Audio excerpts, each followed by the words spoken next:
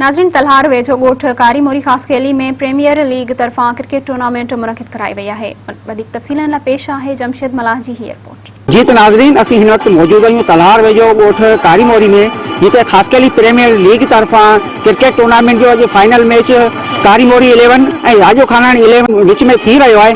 अचो इन जे हवाले सां हिते आयल महिमाननि ऐं रांदीगरनि सां ॻाल्हायूं त हू वधीक बारे में असांखे छा था ॿुधाइनि। हिन हवाले सां एज अ पीपी सीनियर नायब सदर तलहर तलहार अली नवाज़ मल्ला असां सिंध गवर्नमेंट के ऐं असांजे चेयरमैन बिलाल भुट्टो ज़रदारी साहब खे अपील कंदासीं त असांजे तलके में को बि रांदियुनि लाइ ग्राउंड न आहे त असांखे तलके तलहार लाइ ग्राउंड ॾिनो वञे क्रिकेट जो, त असांजो नौजवान जेको आहे पंहिंजी फिटनेस बरक़रार रखी सघे ऐं बुराइनि खां बची सघे। तमामु सुठो टूर्नामेंट लॻे थो, हर साल लॻे थो। हिते असां वटि ग्राउंड कोन्हे ऐं महिरबानी करे असांखे जेको आहे ग्राउंड ॾिनो वञे। जवान छोकिरा जेके आहिनि नशे खां बचंदा ऐं इहे फिरनि पिया, उन खां ही तमामु सुठी तबसीरी आहे ऐं तमामु सुठो कमु आहे। जो टूर्नामेंट लॻाईंदो आहियूं हर साल तमामु जेके छोकिरा असांजा खेॾंदा आहिनि सुठो परफॉर्मेंस ॾेखारींदा आहिनि। जीअं असां तव्हांखे ख़बर आहे हिते जेके असांजा महिमान आहिनि, असांजा MP या MLA आहिनि, उन्हनि खे असां गुज़ारिश कंदासीं त असांखे हिकिड़ो टूर्नामेंट जे लाइ हिते असांखे ग्राउंड ॾिनो वञे। असां तव्हांजी तमामु महिरबानी जा शुक्रगुज़ार आहियूं जेके असांजी आवाज़ असांखे जेको हर हंधि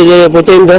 हिते असांजे जेका तमामु जेके छोकिरा आहिनि काफ़ी महिनत कशा आहिनि। तमामु घणो बहितरीन थी रहियो आहे। नंढड़े ॻोठ में माशाल्लाह तमामु महिनतुनि खां पोइ माना फाइनल अची थी रहियो आहे टूर्नामेंट जो, ऐं ॿई टीमूं तमामु बहितरीन आहिनि ऐं राजो खानाणी तमामु बहितरीन टीम आहे, बैटिंग सुठी कई अथनि, असांखे टारगेट मिलियो आहे। कैमरामैन ज़फर अली चांडियो सां गॾु जमशेद अली मल्हा, मेहरान TV न्यूज़ तलहार।